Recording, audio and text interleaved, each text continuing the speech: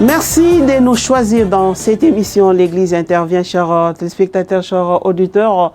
Bonne année 2022. Voilà, nous nous retrouvons encore une fois de plus pour une autre mission pour cette année qui a commencé, bien sûr. Nous avons déjà commencé la fois passée avec la première émission. Ça, c'est la deuxième émission de l'année 2022. Vous avez souhaité que nous puissions inviter un invité des marques que vous allez suivre aujourd'hui et en la personne de Messier l'abbé José Pondou. Messier l'abbé, bonjour. Bonjour, ma sœur. Bienvenue dans cette émission. Merci pour l'invitation. Alors, je rappelle que vous êtes prêtre de l'archidiocèse de Kinshasa. Depuis 44 ans cette année. Depuis 44 ans. Cette année. Oh, félicitations. C'est à fêter, hein? À 45 ans, on va fêter, non? Voilà. Voilà, et vous êtes aussi psychologue clinicien. Oui. Psychologue clinicien. Vous êtes analyste et vous faites partie des groupes qu'on appelle AMOS, activistes des droits de l'homme. Oui. Et les groupes existent encore? Non, le groupe n'existe plus comme tel, mais l'esprit du groupe. L'esprit oui. du groupe. Bon, nous aurons le temps justement d'en parler dans cette émission de ce jour. Alors, Messier l'abbé, bonne année 2022. Merci, pareillement, ma Et sœur. vous avez bien commencé l'année Très bien. Très bien. Grâce à Dieu. Avec les chrétiens à la paroisse. Ben, je ne suis plus responsable d'une paroisse. Je suis, comme j'aime le dire, un prêtre SPF, c'est-à-dire sans paroisse fixe. Mais votre paroisse, c'est les membres. C'est tout Kinshasa. Ma C'est paroisse, tout c'est tout le Kinshasa. diocèse parce que je suis aumônier diocésain des intellectuels et cadres dirigeants catholiques de Kinshasa. Ah, voilà. Et donc, C'est ça votre paroisse. C'est ça ma paroisse. Voilà. Voilà, Monsieur l'abbé, merci beaucoup d'avoir accepté notre invitation. Justement, nos chers téléspectateurs ont dit, appelez-nous Monsieur l'abbé José Pondou, qui puisse répondre à nos questions. Donc, c'est en cette qualité d'analyste, de prêtre, donc psychologue, clinicien, que nous vous recevons dans cette émission. L'Église intervient. Alors, pour parler d'abord de vous, Monsieur l'abbé, vous avez reçu le prix de la paix de Pax Christi International. Pourquoi on vous a donné ce prix? Bon, il y a deux raisons. La première, c'est celle qui peut être considérée comme officielle, apparente. Hein. C'est le fait de mon engagement dans le groupe AMOS, à l'époque de Mobutu. Hein. Nous sommes engagés pour la paix. Hein. Disons que le leitmotiv du groupe AMOS, c'était lutter pour la paix avec les armes de la non-violence. Mais c'est pourquoi il y a eu des marches. Hein? Bon, les marches sont arrivées à un moment donné, hein, mais nous, notre objectif premier, c'était que nous-mêmes, les membres du groupe, formés à la non-violence évangélique, n'est-ce pas, nous puissions être des témoins de la paix, nous puissions vivre comme des non-violents, n'est-ce pas, et faire de la non-violence notre style de vie. C'était ça le premier objectif du groupe AMOS. Et en même temps, le groupe AMOS a voulu être un groupe qui aide les gens à vous sensibiliser. Vous sensibilisez les gens à la non-violence, à former même. Oui, parce que je me rappelle, vous faisiez des conférences, des sessions, des ateliers, justement, des conférences sur la non-violence. Le groupe AMOS n'a jamais été un groupe formel. C'est-à-dire, nous n'avions pas un statut. Ah, c'était pas un groupe formel. Nous n'avions pas un statut, nous n'avions pas une personnalité juridique. Voilà. Nous étions un groupe informel. On se réunissait une fois le mois pour réfléchir, partager nos expériences sur notre engagement pour la justice et la paix, n'est-ce pas, avec les armes de la non-violence qui sont l'amour et la vérité. Est-ce que c'est ce qui a fait que le groupe a disparu? Ben, le groupe a disparu, hein, certes, avec l'histoire, avec le temps, n'est-ce pas, mais l'esprit du groupe, et c'est ça qui est important, c'est que ceux qui ont été membres du groupe AMOS, eh bien, restent dans l'esprit du groupe AMOS. Donc l'esprit de lutte pour la paix, l'esprit de justice, de vérité et de liberté.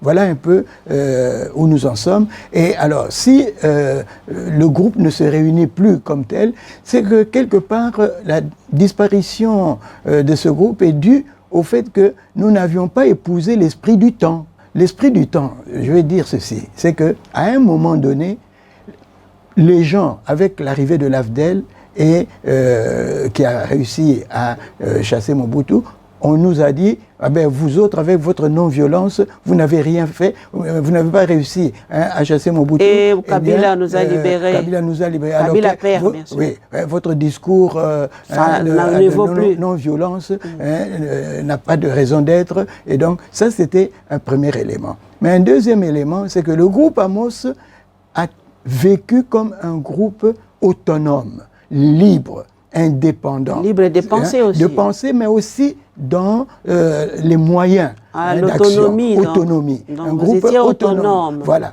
Nous ne dépendions pas. Ce qui fait que nos rencontres du groupe Amos, chacun venait avec son transport, chacun venait, quand on avait par exemple une journée d'études, une journée de réflexion, eh bien chacun amenait sa collation. Chacun amenait de quoi manger, de quoi boire, chacun venait en payant son transport, n'est-ce pas? Nous n'avions jamais fonctionné comme un groupe qui demandait de l'aide à l'extérieur, qui demandait des financements à tel organisme ou tel organisme, aux ambassades ou quoi. On a refusé de fonctionner de cette manière-là. Pour être plus libre, ce qui fait que, à un moment donné, comme les gens ont commencé à vivre une autre façon d'être dans les mouvements sociaux, n'est-ce pas? Où vous êtes dans un groupe, vous êtes dans une ONG, eh bien, vous venez pour une activité, on vous paye le transport, on vous paye la collation, on vous paye tout, on vous n'est-ce donne pas? à manger. On vous donne à manger, et voilà. tout et tout. Eh bien, petit à petit, eh bien, cet esprit a gagné les Congolais. Et les ONG et les groupes sont devenus aussi une façon de vivre, une façon de gagner sa vie. Vous voyez? Alors, au niveau du groupe Amos, on a senti, n'est-ce pas, cet esprit qui a commencé un peu à entrer dans le groupe, dans l'organisation. Des gens qui commençaient à demander aux responsables du groupe de l'argent pour payer leur transport, le retour, et tout ça. Alors, on s'est dit non, on ne pourra pas fonctionner comme ça, on ne pourra pas continuer. Petit à petit, les gens commençaient à se désolidariser. C'est-à-dire que le groupe s'est amenuisé. Donc, on était arrivé à un moment donné où nous avions des rencontres où on était 50, n'est-ce pas?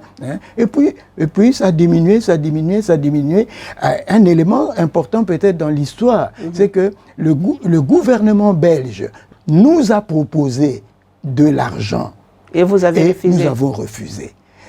Et pour avoir refusé cet argent, le groupe s'est trouvé dans une situation de division. Est-ce que vous regrettez ça? Non, je ne regrette pas.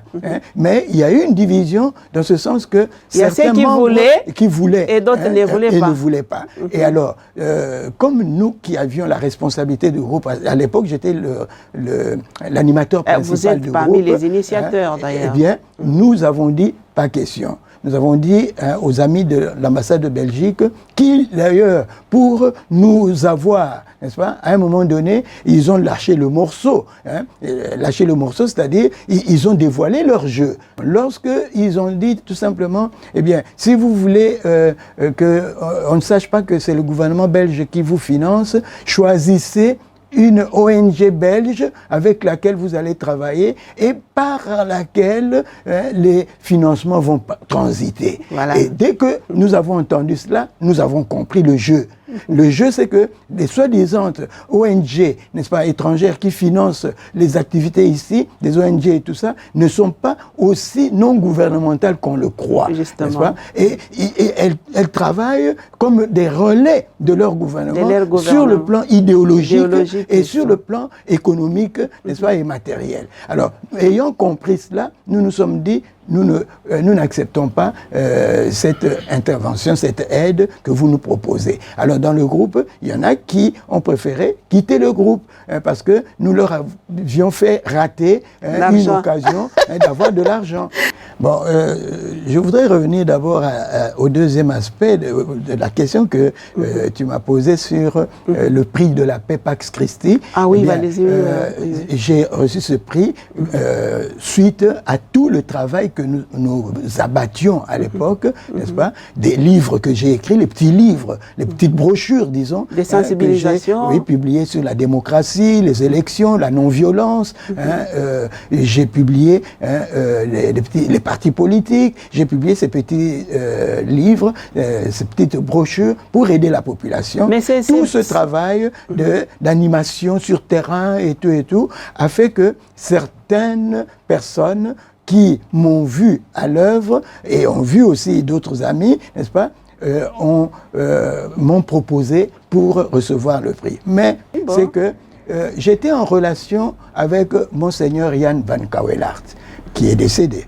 Monseigneur Jan van Kouwelaert, c'est l'ancien évêque d'Inongo, et qui avait démissionné très jeune, ayant compris que non, le temps des missionnaires est terminé, il faut laisser la place aux autochtones. C'est comme ça que très jeune, très tôt, il a démissionné. C'était un Belge? Oui, laisser la place aux autochtones. Et c'est Monseigneur Lessambo qui lui a succédé. Eh bien, Monseigneur van Kouwelaert, on s'est rencontrés dans des circonstances un peu, anodines comme ça. Et vous avez sympathisé. Et on a sympathisé. On a sympathisé, il m'a pris vraiment en sympathie. Et alors, lorsque j'ai eu des problèmes, n'est-ce pas, avec le gouvernement de l'époque, le Mobutu, j'ai eu des problèmes. Parfois, on vous cherche et tout ça. Eh bien, Monseigneur van Kouwelaert a proposé mon nom à Pax Christi, parce qu'il était parce qu'il a reconnu votre travail. Il était responsable de Pax Christi International à une époque, et il a proposé mon nom. En fait, c'était pour me donner, et c'était ça l'autre raison, me donner une sorte de aura international, une sorte de protection, voilà, extérieure. Par rapport au travail que vous avez abattu. En ayant le prix de la paix, eh bien, vous êtes quelque peu, un peu connu.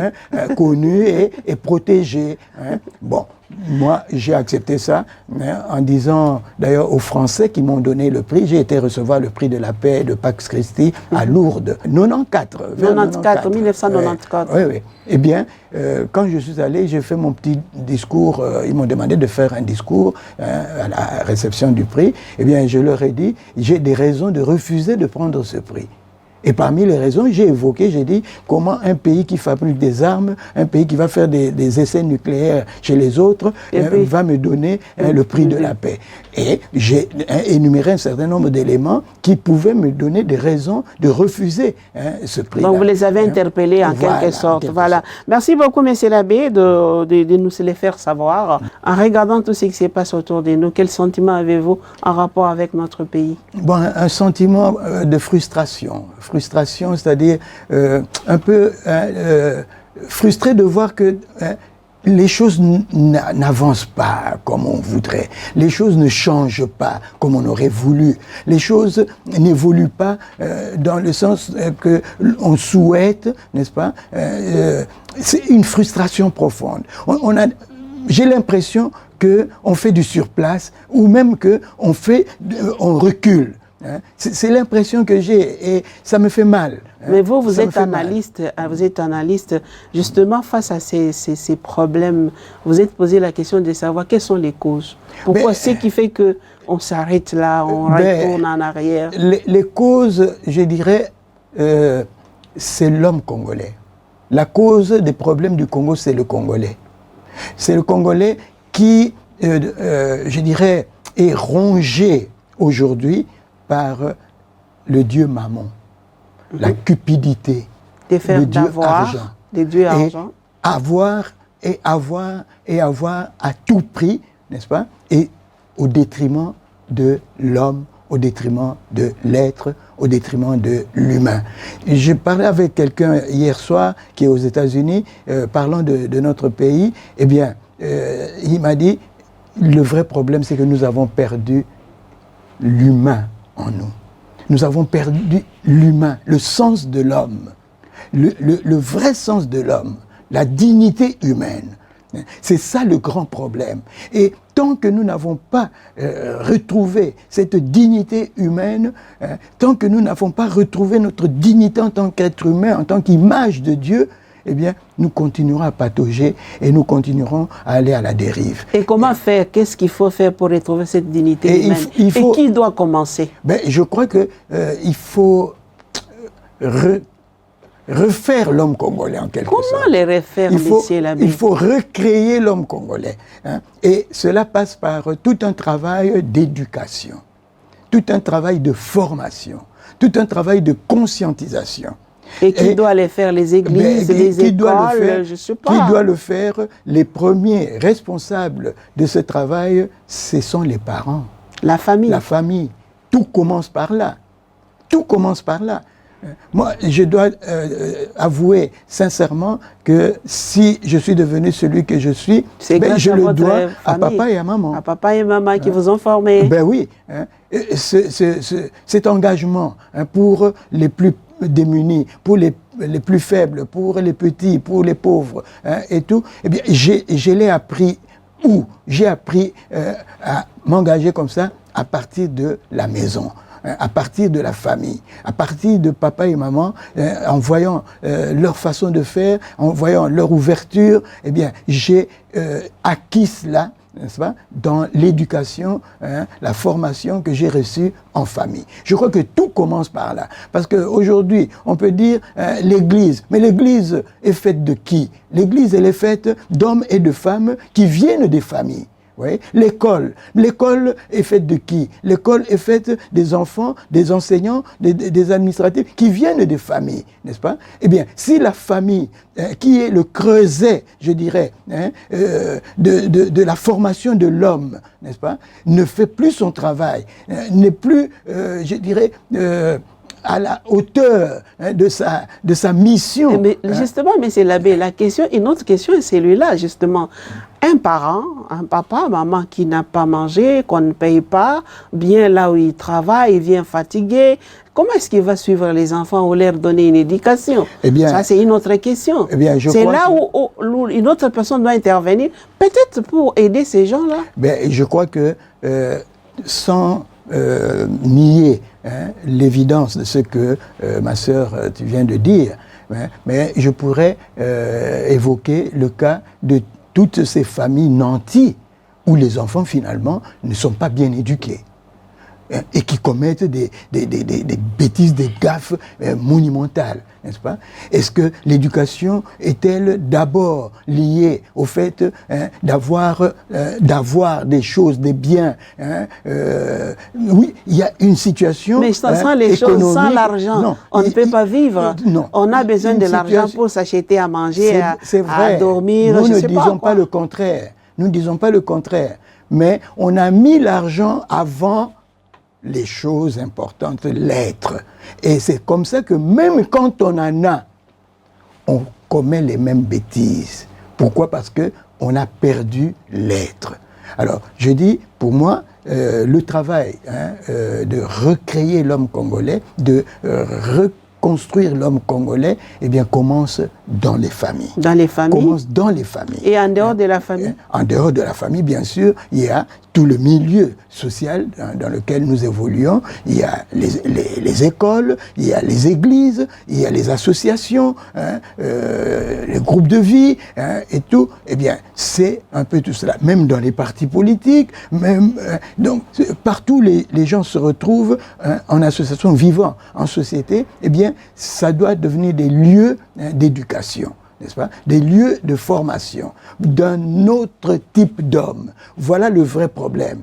Le vrai problème au Congo, c'est que nous avons besoin d'un autre type d'homme. Donc ça, c'est même un grand défi, selon vous? Un grand défi. Un grand défi.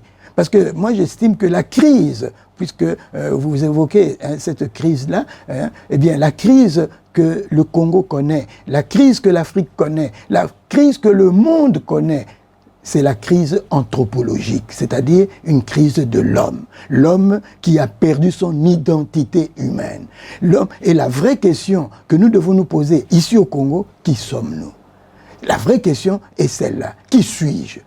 Est-ce que je c'est chacun qui doit se poser cette question? Chacun doit se poser cette question. Ou bien on se la tous pose ensemble, nous devons nous la poser, n'est-ce pas? Eh bien, non, la démarche, elle est à la fois une démarche personnelle et une démarche collective. Mais qui va donner les pouces?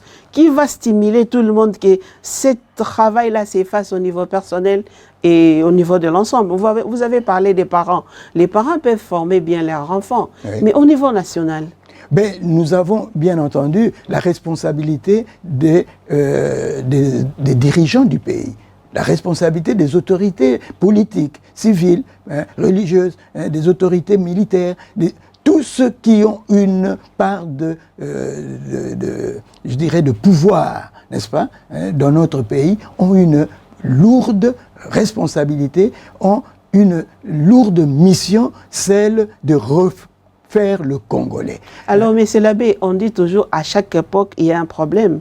Maintenant, nous avons commencé avec Mobutu, on est passé par Kabila père, Kabila fils. Aujourd'hui, nous avons Félix Tshisekedi. Si vous devez, je ne dirais pas côté, donc faire un peu cette différence entre les 4 pouvoirs, vous aimeriez vivre dans quel pouvoir? Eh bien, je vais être franc. Ce que j'estime comme une sorte de tare dans notre société, c'est de ne considérer dans le chef de nos dirigeants politiques que le côté négatif.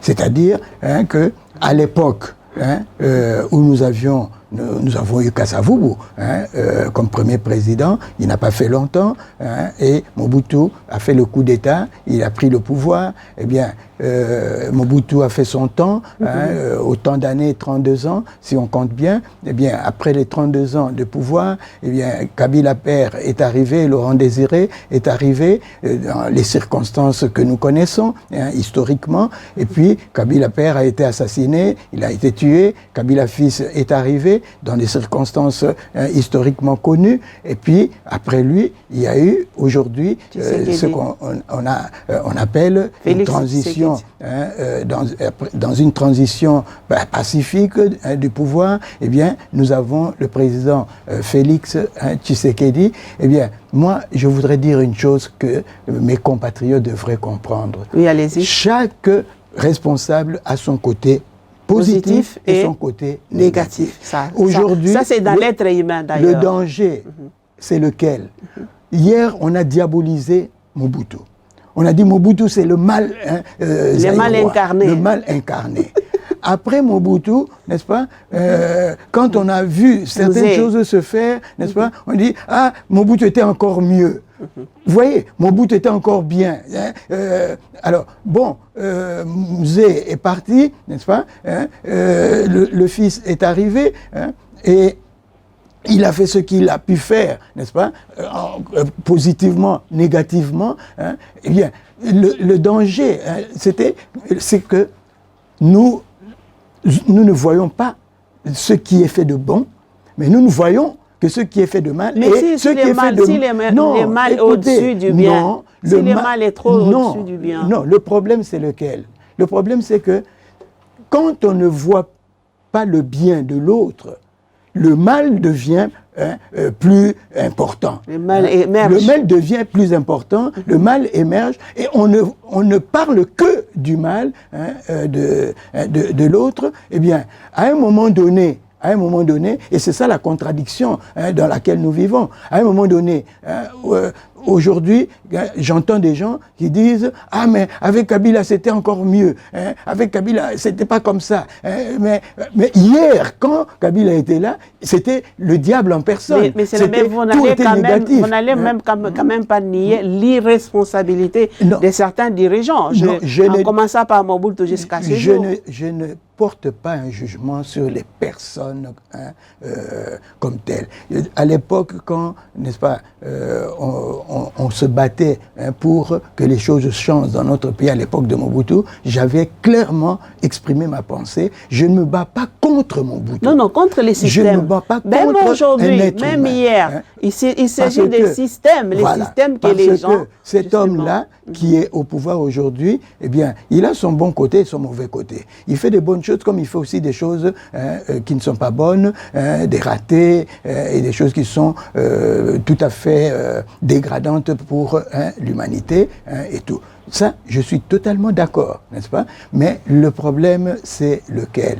Vous avez le système. Nous disons le système que nous devons combattre, en fait, même pas combattre, que nous devons remplacer, changer, n'est-ce pas? Eh bien, je crois que Lumumba a eu les mots justes lorsqu'il a dit le système capitaliste. Il a nommé ce système capitaliste néocolonial, colonial et néocolonial, comme étant un système injuste, n'est-ce pas? Le système capitaliste libéral comme étant un système injuste, n'est-ce pas? Il a nommé ce système et aujourd'hui, les choses n'ont pas changé. Nous sommes toujours dans le même système. Et celui qui a vu juste et qui a décrit cette réalité de manière très, très juste, c'est le vieux Mungulu Diaka. Lorsque l'AFDEL est entré, qu'est-ce que le vieux Mungulu Diaka d'illustre mémoire a dit? Eh bien, le véhicule est toujours le même et il est même en panne. On a changé seulement de chauffeur. Voilà, monsieur l'abbé, merci beaucoup. Malheureusement, on nous dit que là que le temps fait défaut. Malheureusement, on n'a pas abordé toutes les questions. On aura la possibilité dans les prochaines émissions de revenir sur certaines questions. Mais la toute dernière question qui est très importante, avant de vous laisser justement, quel est le profil selon vous? Parce que 2023 arrive à grands pas. Quel est le profil d'un bon dirigeant, d'un bon leader pour la République démocratique du Congo pour qu'on ne puisse pas arriver à vivre les systèmes que nous vivons il y a quelques années? Eh bien, je crois que ça, c'est une question primordiale, fondamentale. Pourquoi? Parce que jusqu'ici, il faut remarquer que nous ne lisons pas les dirigeants en fonction d'un profil. Nous choisissons les dirigeants, disons, sur des critères ethno-tribaux, n'est-ce pas? Il est de ma région, il est de ma tribu, il est de mon ethnie, il est de ma famille, et généralement, c'est un peu cela. Alors, aujourd'hui, moi, je crois que si nous voulons que ce pays change, il nous faut des dirigeants choisis par nous-mêmes, les Congolais, de un. Ça, c'est très important. Choisis par nous-mêmes sur base d'un profil. Un profil impersonnel. Un profil des qualités. Quelles sont ces qualités-là Parmi ces qualités, l'une des premières, je dirais, la probité morale. Des personnes, hommes et femmes, qui ont une probité morale avérée, n'est-ce pas? Hommes et femmes qui sont des rassembleurs et pas des communs diviseurs. Hommes et femmes qui sont capables de faire beaucoup avec peu de moyens, n'est-ce pas? Hommes et femmes qui n'aiment pas le pouvoir pour le pouvoir. Et je dirais même qu'ils n'aiment pas le pouvoir pour l'avoir. Parce qu'aujourd'hui, le drame que nous vivons, c'est que on aime le pouvoir parce que le pouvoir est source d'avoir. Et on s'y accroche parce que ça vous donne une certaine sécurité économique et matérielle. Et vous oubliez les pauvres. Eh bien, c'est pourquoi je dis des hommes et des femmes qui n'aiment pas le pouvoir pour le pouvoir et qui sont capables de s'en dessaisir dès lors qu'ils considèrent ou qu'ils constatent qu'ils ne sont plus à même, n'est-ce pas, de travailler pour l'idéal du bien commun. Et ça, c'est un élément important des hommes et des femmes qui sont soucieux, préoccupés par le bien commun plus que par le bien personnel. Voilà. Merci beaucoup, monsieur l'abbé José Pondo. Je rappelle que vous êtes prêtre de l'archidiocèse de Kinshasa, vous êtes psychologue clinicien et aussi vous donnez des retraites, des conférences ici et là. Vous êtes aussi professeur au grand séminaire, donc théologien, au théologat. Non, j'ai arrêté il y a quelques années. Il y a quelques années. Déjà, oui. Voilà, et puis vous êtes activiste du droit de l'homme, si on peut le dire. Vous avez d'ailleurs déjà reçu un prix de Pax Christi en ce sens-là. Nous vous disons merci d'avoir accepté notre invitation, de partager sur les problèmes ou des questions d'actualité, comme vous venez de les faire. Malheureusement, les temps nous fait défaut. Nous serons très heureux de vous accueillir prochainement avec un autre numéro dans cette émission. On aura le temps de pouvoir aborder d'autres questions que nous n'avons pas abordées dans cette émission de ce jour. Un grand merci. Voilà, chers téléspectateurs, chers auditeurs, comme vous l'avez souhaité, nous venons de recevoir M. l'abbé José Pondo qui vient de vous parler. Vous avez compris l'essentiel. À chacun de nous de prendre justement cette responsabilité de commencer d'abord à changer soi-même, c'est changer soi-même pour pouvoir contaminer les autres autour de nous. Le Congo a besoin de nous. C'est ensemble que nous pouvons construire notre Congo. Une fois de plus, M. Lébé, merci, au revoir et au plaisir de nous retrouver avec notre prochain numéro dans votre émission « L'Église intervient ».